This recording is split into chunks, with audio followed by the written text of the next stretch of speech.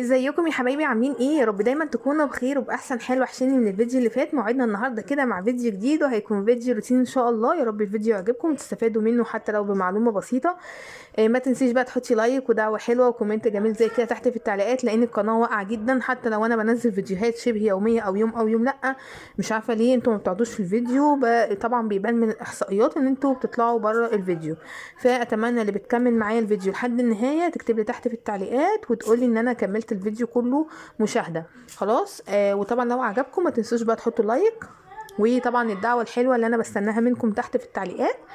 طبعا انا النهارده انا الاسبوع ده واخده اجازه يعني من الشغل، فبحاول على قد ما اقدر ان انا اعمل كل حاجه مش بعرف اعملها في الشغل. يعني مثلا الاكلات التقيله، الاكلات الحلوه اللي انا بحب ان انا اكلها، ومش بعرف اعملها خالص طول ما انا بشتغل. فالمهم ان انا كنت رايحه اودي من الدرس وانا راجعه. خدته يعني وانا راجعه. فبصراحه لقيت واحد بتاع خضار عنده الحاجه حلوه جدا. فقلت يلا بقى يا بنتي يا منى كده ما بديهاش وهاتي اكله المحشي. فانا بصراحه زي ما انتوا شفتوا الفيديو اللي فات تقريبا، انا كنت جايبه مشترياتي من الخضار اللي هي الطماطم والبطاطس والبصل والخيار والفلفل والجزر. يعني انا كنت الحمد لله جايبه كل حاجه. بس يعني ايه تقريبا ما عدا الفلفل الرومي. المهم ان انا جبت الحاجات اللي هتكملني. فجبت اول حاجه كده جبتها، جبت اللي هو البتنجان اللي هو المخدد ده. لقيته سعره ب10 جنيه، فانا جبت بصراحه كيلو. قلت بقى عايزه كده اعمل بكره اكله محشي ان شاء الله باذن الله، ولو عرفت اصور معاكم الروتين هصوره. المهم ان انا جبت اكله المحشي دي، جبت البتنجان ده. بصراحه لقيته حلو كده اهو. ده كان بكام؟ كان ب10 جنيه كيلو، فانا بصراحه جبت كيلو ب10 جنيه. خلاص. جبت كمان الفلفل اللي هو الكوبي ده او الفلفل الرومي. بصوا صغنطوط ازاي، يعني انا بصراحه قلت الصغير ده هعمله مع المحشي بكره. فطبعا وجبت الاحجام اللي هي الوسط والكبيره شويه، ده بقى ايه يعني للاستخدام اليومي العادي. خلاص. فالفلفل ده كان بكام؟ كان ب10 جنيه الكيلو. فانا جبت منه نص كيلو فلفل رومي، على كام كده قرن فلفل حراق. لقيته برضو بنفس السعر. فجبت نص كيلو فلفل كوبي او رومي على الحراق ده. جبت ايه تاني من عنده؟ بصوا عجبتني قوي الكوسه. بصوا رفيعه كده وحلوه. وانا بقالي مده طويله ما جبتش الكوسه، فبصراحه قلت كده اجيب منها نص كيلو حتى لو على الاقل. دي كانت بكام؟ كانت ب14 جنيه الكيلو، فانا جبت نص كيلو ب7 جنيه. بصوا ما شاء الله، بصوا شكلها حلو ازاي. فجبت نص كيلو ب7 جنيه. طبعا جبت بقى الخضره اللي هي بتاعه المحشي. بصوا بقى الخضره بكام؟ الحزمه بجنيه. فانا جبت ال3 حزم اللي هم الشبت والبقدونس والكزبره اهو. وجبت كمان حزمه جرجير عشان انا كان عندي الجرجير خلصان وما جبتوش المره اللي فاتت، فجبت حزمه برضو بجنيه، يعني دول كده 4 جنيه الواحده بجنيه.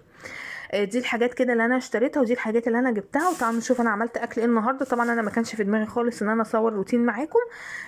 فقلت خلاص يلا ما بديهاش بقى، عشان مش عايزه يعني ايه، عايزه على طول باستمرار انزل لكم فيديوهات عشان ما تنسونيش والقناه ما تقعش زي ما وقعت كده بالظبط. بصوا كمان انا بعد ما وديت ابني الدرس وانا راجعه جبت الموز ده. الموز ده كان ب15 جنيه، انا جبت 2 كيلو ب30 جنيه، وكان ب15 جنيه. بصوا بقى قبل ما انزل يعني قلت اعمل الغدا بسرعه بحيث ان انا لما ارجع زي دلوقتي كده طبعا هنكون جعانين فعايزين ناكل. فطلعت اجنحه وغسلتها كويس جدا جدا. وبصوا عملتها في الاير فراير. بصوا بقى الجمال، بصوا الحلاوه، يعني حاجه كده طعمها روعه وتتبيله سهله جدا وبسيطه. بصوا شكلها عامل ازاي. انا طبعا بشق الجناح بعمله كده فتحات بالسكينه عشان التتبيله تخش جواه. واعرف اشويها وما تاخدش وقت في السوى. فعملتها في الاير فراير وهي طبعا كانت نيه مش مسلوقه. بس طبعا عيب القلايه او عيب الاجنحه انها بتبوظ القلايه بالمنظر ده. بس طبعا انا هغسلها يعني. فدي شكل الاجنحه، ويلا بينا نغرف الاكل.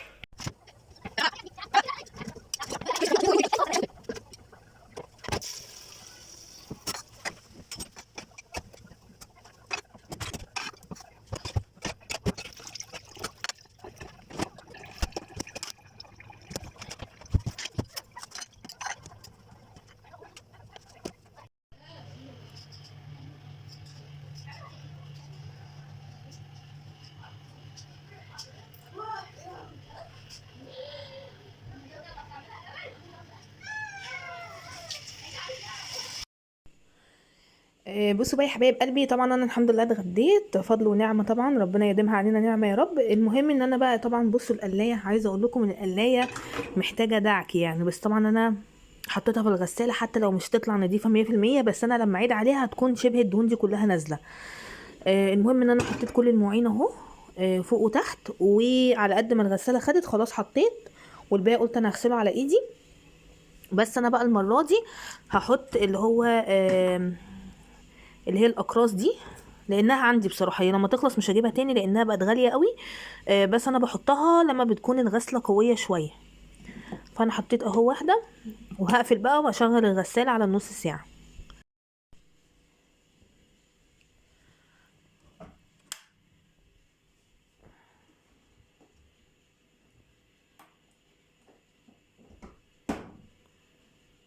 اهو هشغلها على النص ساعه، دايما بشغلها على كده.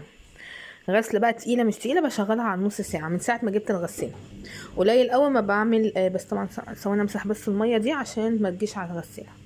اهو هبدا بقى ان انا افضي الحاجه ديت، وابدا ان انا اصب من الحوض، وهغسل الكات اللي هو بتاع القهوه ده، وابدا ان انا اظبط دنيتي كده، وهمسح الرخامات واظبط الدنيا ونرجع لكم. بصي يا حبايب قلبي، دلوقتي الفلفل اهوت انا غسلته، وغسلت الكوسه. انا دايما متعوده بغسل الخضار، لكن لو في حاجه مثلا هشيلها في التلاجة زي البتنجان كده بتاع المحشي، لا طبعا اكيد مش هغسله. فغسلت الكوسه وغسلت اهو الفلفل. طبعا انا بقى هنشفه الاول بالفوط علشان احطه في الباسكت بتاع الفلفل. بصوا كان عندي اخر فلفلايه، حتى بصوا دبلت خالص اهي بس ما باظتش. الطريقه دي حلوه جدا جدا في التفريز لو انتوا او في حفظ الخضار في التلاجة لو انتوا ما تعرفوهاش. انا كان عندي الباسكتات دي، كنت جايباها زمان ايام ما كانت طالعه موضه. بس انا اول ما حطيت فيها الخضار كده من غير الكيس البلاستيك كان بيبوظ معايا، لان فيها فتحات تهويه كتير، فكان الخضار معايا بيبوظ بصراحه. برضو يرجع في الاول والاخر لنوع التلاجة بتاعتك، علشان انا التلاجة بتاعتي لو قربت الخضار منها او الحاجة منها ورا كده جنب الفتحات بتاعة التبريد، بحيث ان هو بيعمل تلج. فتقريبا عشان تلاجتي بقى بقالها كتير من ساعة جوازي، فالحمد لله يعني ايه شغالة لحد الان. فلما جربت ان انا احط فيها كيس كده واسيبه مفتوح، الاول كنت بغطيه بالكيس كان برضو بيعرق وكان بيبوظ الخضار. لما جربت ان انا اسيب الكيس كده مفتوح، بصراحة بيقعد معايا لغاية اخر واحدة. هي راحت فين اهي، لغايه اخر واحده بتدبل وكل حاجه، بس ما بتبص الحمد لله في كل انواع الخضار. انا عامله باسكت للطماطم، عامله باسكت للفلفل و الفلفل وايه تاني، الفلفل الرومي والفلفل الالوان، وعامله باسكت للخيار والجزر. طبعا الليمون حاطاه برده في علبه، بس من تحت مناديل ومن فوق مناديل، بس دي علبه محكمه يعني مقفوله ما فيهاش فتحات تهويه. وعامله باسكت رابع لو انا مثلا عندي بتنجان عندي اي حاجه بحط فيه الخضار الزياده. فالمهم هو الباسكت انا طبعا دلوقتي اهو حطيته على الفوطه وبنشفه علشان خاطر ان انا نشفته، بحيث ان انا بقى ابدا ان انا احط بقى ايه الفلفل ده كده في الباسكت بتاعه. وطبعا قبل ما اشيله انا كنت واخده منه كام واحده، قلت دول هعملهم مع المحشي. طبعا اللي هي القديمه دي هحطها على الوش عشان لما اجي اخدها هي اول واحده. اهو الكوسه برضو هنشفها وهشيلها في الباسكت. بصوا الاربعه دول انا سبتهم لبكره علشان خاطر المحشي، فهسيبهم كده على جنب. هنا برضو هبدا ان انا انشفهم. الفوطه دي انا عاملاها للمطبخ بس، بنشف بيها ايدي وبنشف بيها الخضار، وطبعا بغسلها لما بلاقيها اتوسخت بغسلها، يعني انا مخصصاها للمطبخ بس. بصوا كمان بقى عملت ايه. الجرجير خدته ونضفته وغسلته وسايباه بس منقوع شويه علشان ينزل اي طينه او اي تراب. والخضره برضو نضفتها وغسلتها كويس جدا جدا وسايباها اهي تتصفى، بحيث ان انا هاخدها واقطعها بعد ما تتصفى تماما واحطها في كيس في التلاجة، علشان بكره اول ما اصحى كده اروح مطلعاها بقى واحطها على الرز على طول. طبعا الرخام ده لسه بقى هيتمسح وهيتصب مكان الخضره والتنظيف. بصوا بقى كمان البتنجان الرومي دوت، سوري البتنجان اللي هو المحشي ده. انا دلوقتي بقى هعمل ايه، هعمل له اشرب كوبايه شاي لان خلاص ده ميعاد الشاي بتاعي بعد الغدا. بعد ما اخلص الشاي بقى همسك كده البتنجان ده وهتسلى عليه، وابدا ان انا اقوره ولا هغسله ولا اي حاجه، واحطه كده في الشنطه واقفله لتاني يوم لبكره، يعني هفتح بقى اغسله واحشيه على طول فيبقى سهل عليا قوي. فانا هقعد بقى اتسلى فيه كده واقوره كده مع نفسي.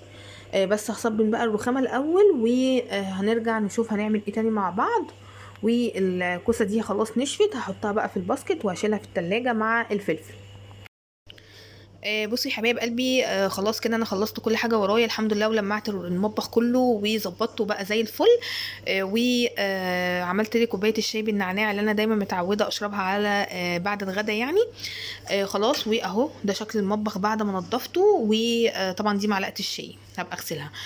بصوا الجرجير اهو سايباه بقى يتصفى لوحده في مصفى، والخضره سايباها تتصفى لوحدها كده في مصفى، بحيث ان انا لما اريح بقى ارجع تاني اقور بقى البتنجان واشيله بقى في التلاجة متقور جاهز عشان بكره يبقى سهل عليا. والخضره كمان هقطعها واحطها في كيس.